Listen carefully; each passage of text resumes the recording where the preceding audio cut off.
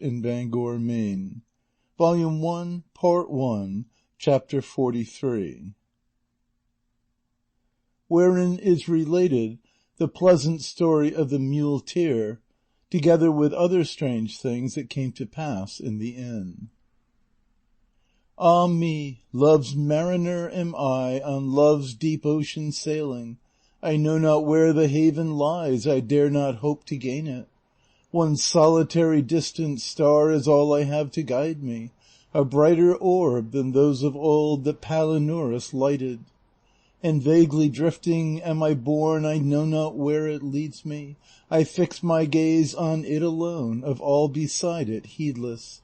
But overcautious prudery, in coyness cold and cruel, when most I need it, these like clouds, its longed-for light refuse me. Bright star, goal of my yearning eyes, as thou above me beamest, when thou shalt hide thee from my sight, I'll know that death is near me. The singer had got so far when it struck Dorothea that it was not fair to let Clara miss hearing such a sweet voice. So shaking her from side to side, she woke her, saying, "Forgive me, child, for waking thee, but I do so that thou mayest have the pleasure of hearing the best voice thou hast ever heard, perhaps in all thy life." Clara awoke quite drowsy, and not understanding at the moment what Dorothea said, asked her what it was. She repeated what she had said, and Clara became attentive at once. But she had hardly heard 2 lines as the singer continued, when a strange trembling seized her, as if she were suffering from a severe attack of quartan ague, and throwing her arms around Dorothea, she said, "Ah, dear lady of my soul and life, why did you wake me? The greatest kindness fortune could do me now would be to close my eyes and ears so as neither to see nor hear that unhappy musician." "What art thou talking about, child?" said Dorothea. "Why, they say this singer is a muleteer." "Nay, he is the lord of many places," replied Clara, "and that one in my heart which he holds so firmly shall never be taken from him, unless he be willing to surrender it." Dorothea was amazed at the ardent language of the girl, for it seemed to be far beyond such experience of life as her tender years gave any promise of. So she said to her, "You speak in such a way that I cannot understand you, Señora Clara. Explain yourself more clearly, and tell me what is this you are saying about hearts and places and this musician whose voice has so moved you. But do not tell me anything now. I do not want to lose the pleasure I get from listening to the singer by giving my attention to your transports, for I perceive he is beginning to sing a new strain and a new air." "Let him, in heaven's name," returned Clara, and not to hear him she stopped both ears with her hands, at which Dorothea was again surprised.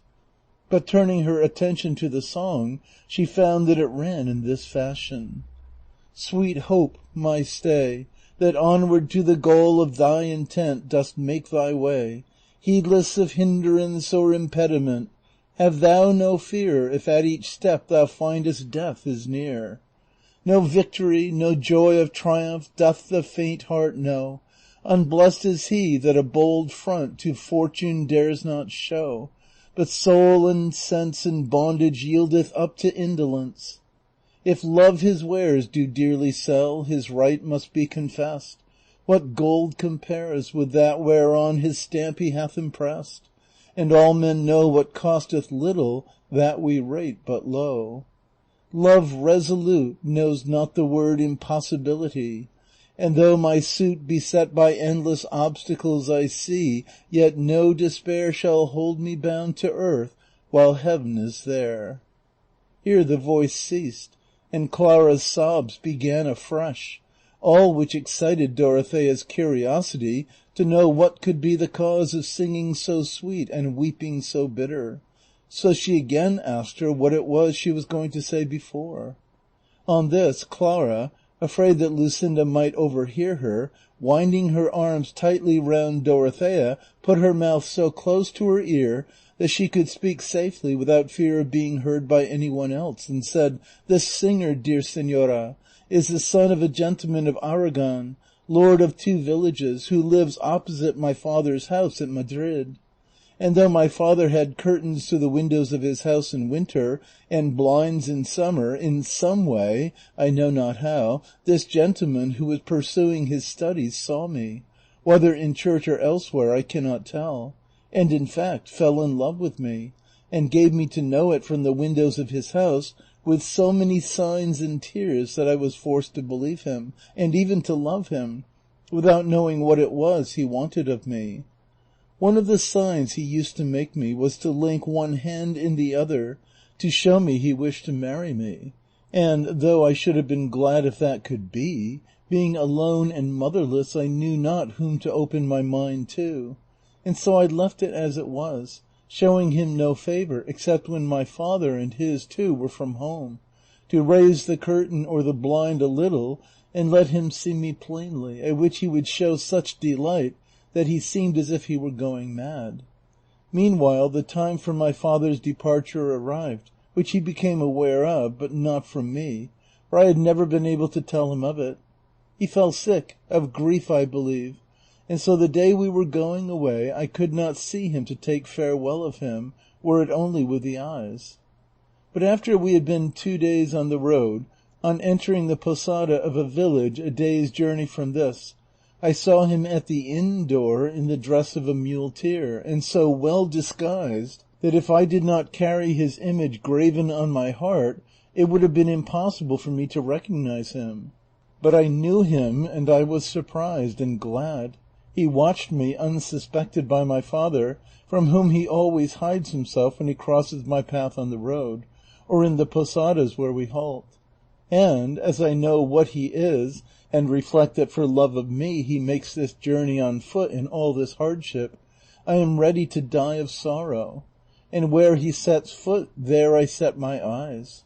I know not with what object he has come, or how he could have got away from his father, who loves him beyond measure, having no other heir, and because he deserves it, as you will perceive when you see him.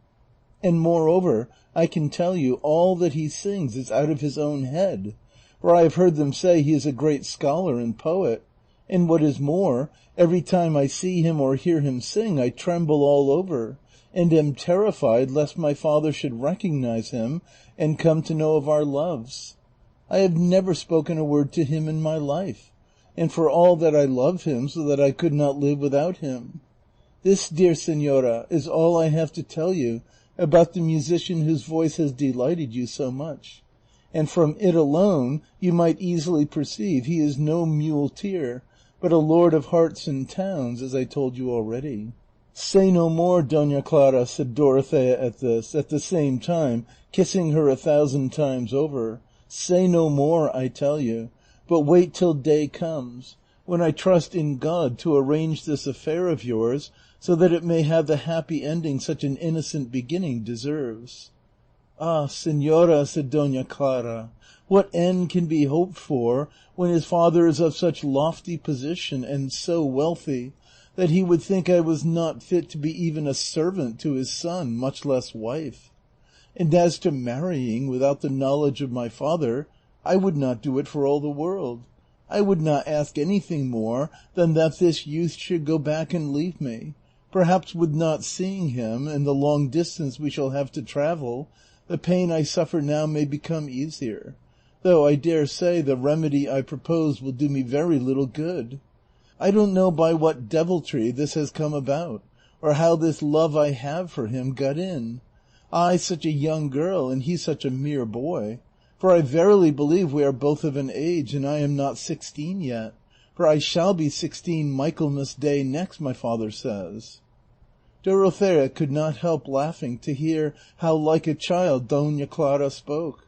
Let us go to sleep now, señora, said she, for the little of the night that I fancy is left to us.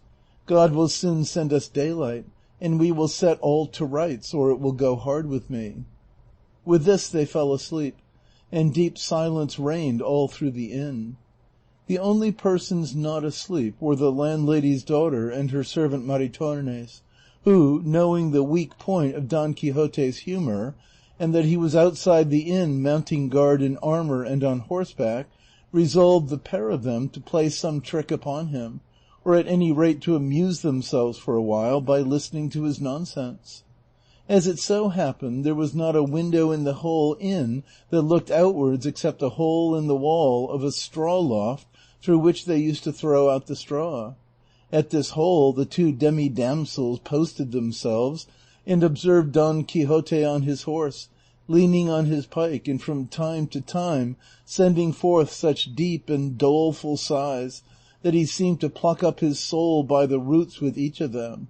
And they could hear him, too, saying in a soft, tender, loving tone, "Oh, my lady Dulcinea del Toboso, perfection of all beauty, summit and crown of discretion, treasure house of grace, depository of virtue, and finally, ideal of all that is good, honorable, and delectable in this world. What is thy grace doing now? Art thou perchance mindful of thy enslaved knight, who of his own free will hath exposed himself to so great perils, and all to serve thee? Give me tidings of her, O luminary of the three faces. Perhaps at this moment, envious of hers, thou art regarding her, either as she paces to and fro some gallery of her sumptuous palaces, or leans over some balcony, meditating how, whilst preserving her purity and greatness, she may mitigate the tortures this wretched heart of mine endures for her sake. What glory should recompense my sufferings? What repose my toil? And lastly, what death my life, and what reward my services? And thou, O sun, that art now doubtless harnessing thy steeds in haste to rise betimes, and come forth to see my lady, when thou seest her, I entreat of thee to salute her on my behalf. But have a care, when thou shalt see her and salute her, that thou kiss not her face, for I shall be more jealous of thee than thou wert of that light-footed ingrate that made thee sweat and run so on the plains of Thessaly, or on the banks of the Peneus. For I do not exactly recollect where it was thou didst run on that occasion, in thy jealousy and love." Don Quixote had got so far in his pathetic speech when the landlord's daughter began to signal to him, saying, "Señor, come over here, please." At these signals and voice, Don Quixote turned his head, and saw by the light of the moon, which then was in its full splendor, that some one was calling to him from the hole in the wall, which seemed to him to be a window, and what is more, with a gilt grating as rich castles, such as he believed the inn to be, ought to have. And it immediately suggested itself to his imagination that, as on the former occasion, the fair damsel, the daughter of the lady of the castle, overcome by love for him, was once more endeavoring to win his affections.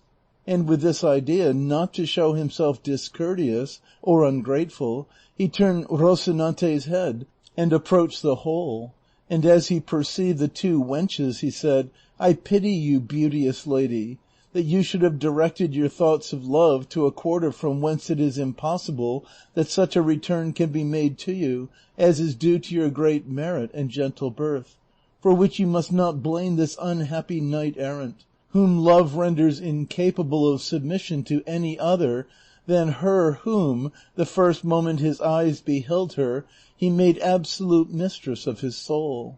Forgive me, noble lady, and retire to your apartment, and do not by any further declaration of your passion compel me to show myself more ungrateful. And if, of the love you bear me, you should find that there is anything else in my power wherein I can gratify you, provided it be not love itself, demand it of me. For I swear to you by that sweet absent enemy of mine to grant it this instant, though it be that you require of me a lock of Medusa's hair, which was all snakes, or even the very beams of the sun shut up in a vial." "My mistress wants nothing of that sort, sir knight," said Maritornes at this. "What then, discreet dame, is it that your mistress wants?" replied Don Quixote. "Only one of your fair hands," said Maritornes, "to enable her to vent over it the great passion which has brought her to this loophole, so much to the risk of her honor. For if the lord her father had heard her, the least slice he would cut off her would be her ear."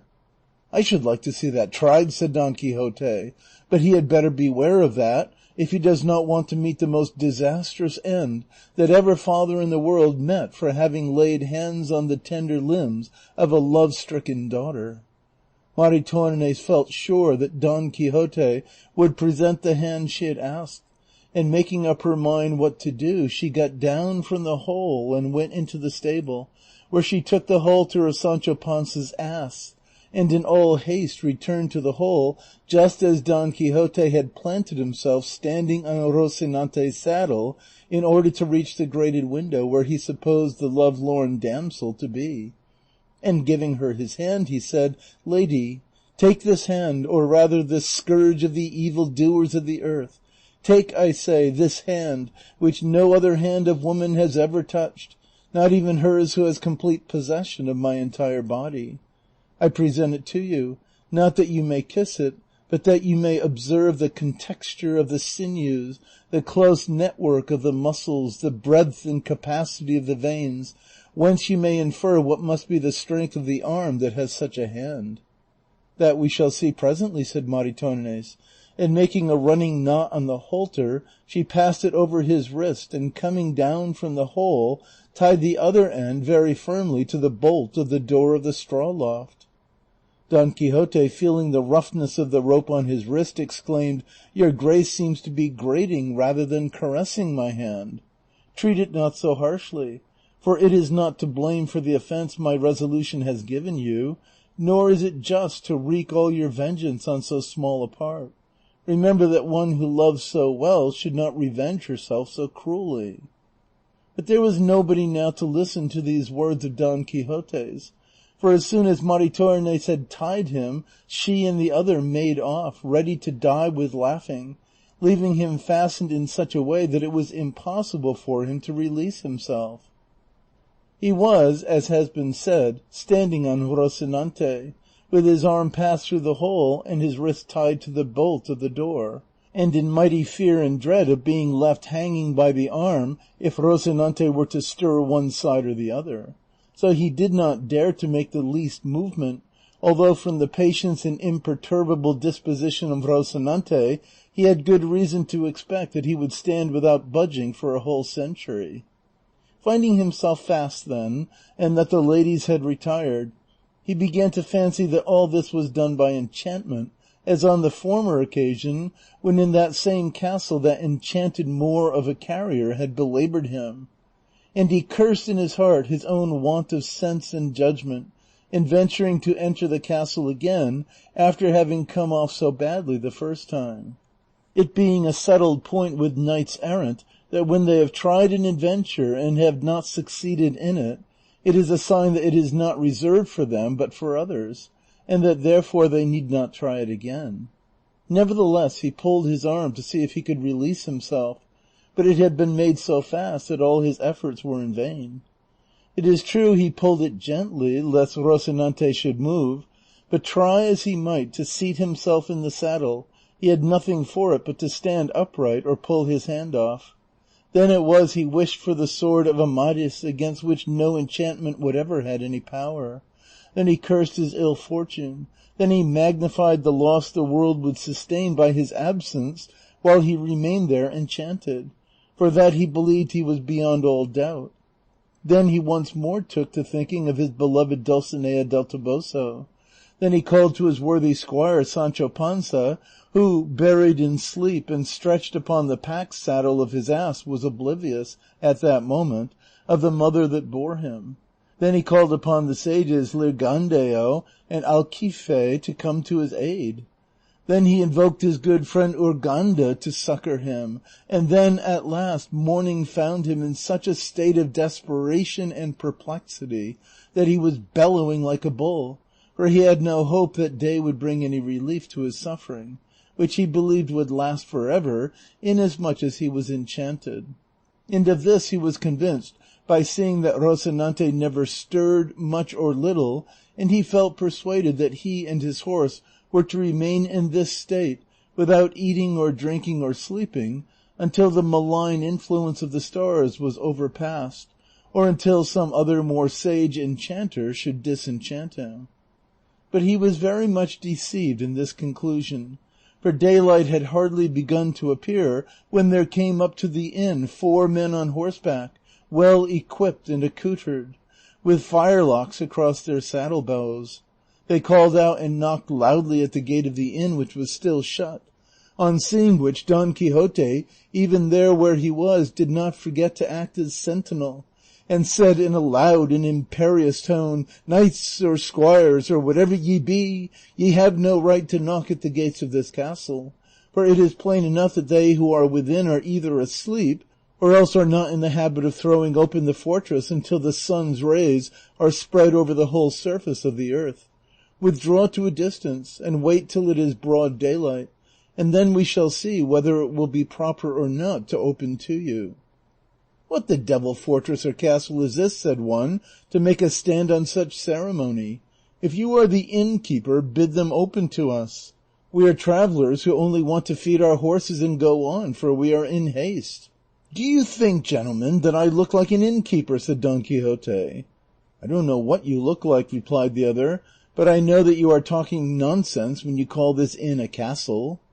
"A castle it is," returned Don Quixote, "nay more, one of the best in this whole province, and it has within it people who have had the sceptre in the hand and the crown on the head." "It would be better if it were the other way," said the traveller, "the sceptre on the head and the crown in the hand. But if so, maybe there is within some company of players with whom it is a common thing to have those crowns and sceptres you speak of, for in such a small inn as this, and where such silence is kept, I do not believe any people entitled to crowns and sceptres can have taken up their quarters." "You know but little of the world," returned Don Quixote, "since you are ignorant of what commonly occurs in knight errantry." But the comrades of the spokesman, growing weary of the dialogue with Don Quixote, renewed their knocks with great vehemence, so much so that the host, and not only he, but everybody in the inn, awoke, and he got up to ask who knocked.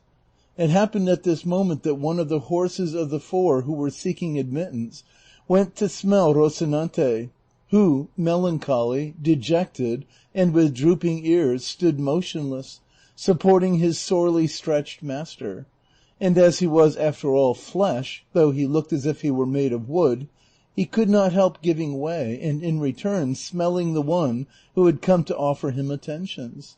But he had hardly moved at all when Don Quixote lost his footing, and slipping off the saddle he would have come to the ground but for being suspended by the arm, which caused him such agony that he believed either his wrist would be cut through or his arm torn off.